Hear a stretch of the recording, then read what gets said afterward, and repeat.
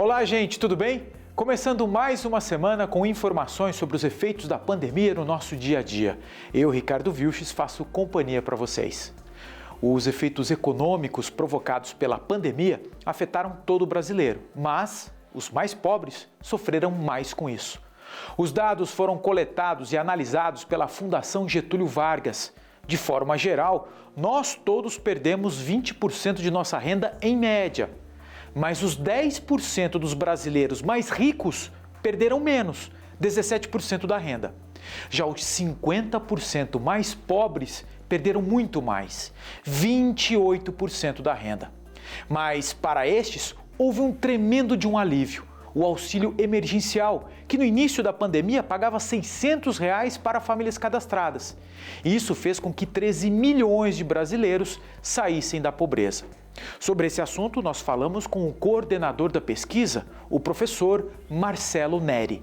A pesquisa ela trata da renda do trabalho do brasileiro, aí incluindo trabalhadores formais, informais e mesmo desocupados. O que ela mostra é uma forte queda de renda do brasileiro de 20% apenas no primeiro trimestre da pandemia. Um forte aumento de desigualdade, ambos os movimentos de aumento da renda média e aumento da desigualdade são inéditos, seja pelo salto dado, seja pelo nível atingido. Então, por exemplo, a renda dos 50% mais pobres caiu 28% nesses 3 primeiros meses da pandemia, dos 10% mais ricos caiu também, mas caiu 17,5%. Grupos como indígenas, analfabetos e jovens foram aqueles que perderam mais renda. Então, de uma maneira geral, e o que a pesquisa realça é a importância não só da perda de ocupação, a ocupação caiu 9%, mais ou menos em linha com o PIB, mas a renda do trabalho caiu os 20% na média. E isso se dá muito pelo papel da jornada de trabalho, que caiu 14%. Então, que funcionou como uma espécie de amortecedor, quer dizer, que implicou em redução da renda das pessoas, mas não em perda do posto de trabalho.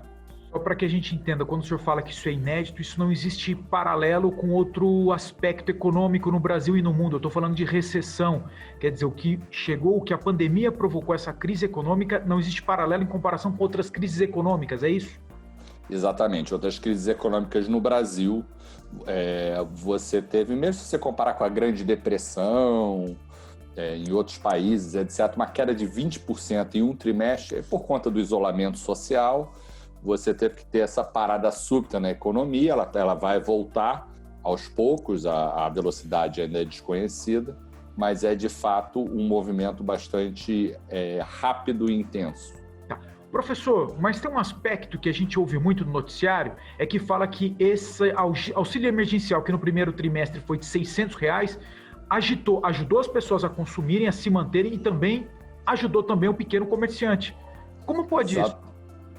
Exatamente, esse é um ponto importante. Quer dizer, essa primeira pesquisa trata de renda do trabalho, onde aconteceu esse problema todo que eu mencionei. Agora, quando você vai para a renda de todas as fontes do brasileiro, que inclui não só aposentadoria, Bolsa Família, etc., mas principalmente o auxílio emergencial, a gente observa um cenário bastante curioso, onde a renda do brasileiro aumentou e a desigualdade caiu, ou seja, o movimento oposto dado a força do auxílio emergencial. Então, cerca de 13 milhões de pessoas saíram da pobreza, ela caiu 20% também durante a pandemia.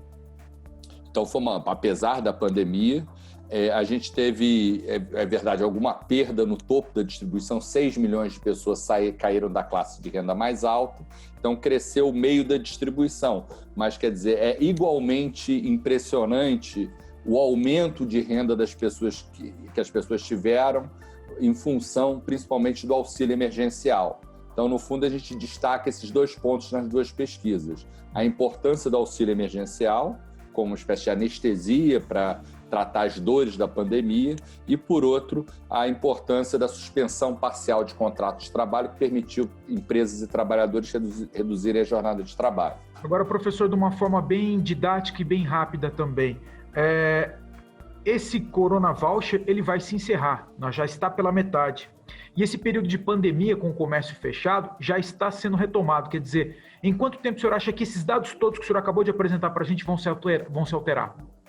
Eu acho que vão ser alterados ao longo do tempo. Tanto, felizmente, a queda do mercado de trabalho, ela é temporária, a gente já vê dados em junho já de recuperação. Maio foi meio fundo do poço no mercado de trabalho, mas, ao mesmo tempo, a renda das pessoas que foi, vamos dizer, turbinada pelo Corona Voucher, ela vai diminuir. Então, quer dizer, esses 13 milhões de pessoas que saíram da pobreza em plena pandemia, uma parte deles vai voltar para a pobreza e talvez volte ao nível pior do que estava antes da pandemia, porque a gente tem algum efeito real na vida das pessoas. Ainda os efeitos da pandemia na economia. O IBGE informou que o número de desempregados teve ligeira queda no começo do mês de setembro. Nesse período, 700 mil pessoas conseguiram algum tipo de ocupação. O mesmo levantamento mostra que o setor informal pode ter absorvido boa parte desses trabalhadores. São mais 560 mil pessoas na informalidade. Percentualmente falando, o desemprego caiu de 14,3% para 13,7%. É alto ainda, né? E a informalidade cresceu de 34,6% para 35%. A essa altura da pandemia, você já deve ter ouvido alguma referência à revista Lancet, não é? Ela é inglesa e é uma referência no mundo das publicações científicas. Todo trabalho, para ser reconhecido, precisa ser publicado lá. O editor dessa revista deu entrevista para o programa da FEComércio, que é a Federação do Comércio do Estado de São Paulo. Esse editor está lançando um livro sobre a pandemia no mundo e faz uma análise da reação de cada país afetado pela doença. Mas, para surpresa de muitos, ele não culpa a China pelo surgimento do novo coronavírus. Segundo ele, uma doença respiratória como a Covid-19 poderia surgir em outros locais.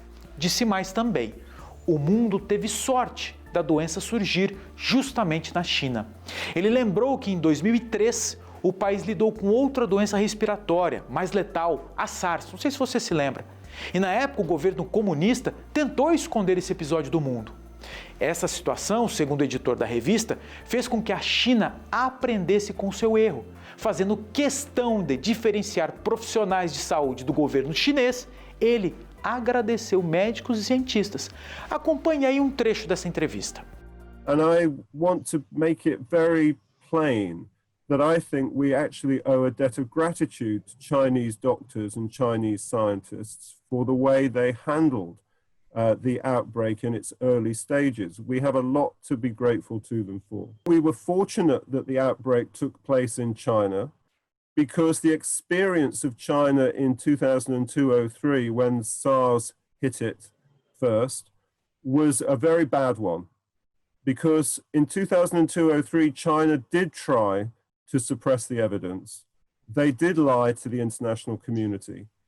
And it required the Director General of WHO at the time to put enormous pressure on China, in fact, to humiliate China internationally. Gente, você pode ver essa entrevista na íntegra lá no YouTube. Basta você acessar a página da FEComércio. FEComércio é Federação do Comércio do Estado de São Paulo, e você vai lá e procure o programa Brasil. É lá que você vai achar essa entrevista na íntegra. Agora, uma notícia que vem da Inglaterra, país da Europa que convive com o risco de uma segunda onda da Covid-19. Por lá, as pessoas não estão seguindo à risca todas aquelas orientações que as autoridades de saúde estão recomendando. Por isso, a partir de hoje, todo aquele positivado com a doença que não cumprir a quarentena vai pagar multa se for flagrado fora de casa. E não é barato não, gente. 10 mil libras, ou equivalente a 70 mil reais. Fazer doer no bolso foi a forma que o governo inglês achou de evitar que mais pessoas se contaminem, logo agora que o país voltava à normalidade, com a abertura do comércio, dos restaurantes e também das escolas. E lá, o governo tem formas de fiscalizar. E a multa é cobrada de fato, na hora do flagrante. Vocês já pensaram se isso chega por aqui? Imagine. Gente, essa edição com informações do boletim a respeito dessa pandemia termina por aqui, mas você já sabe, né? Ao longo da programação nós voltaremos trazendo mais notícias, mais informações. Até a próxima.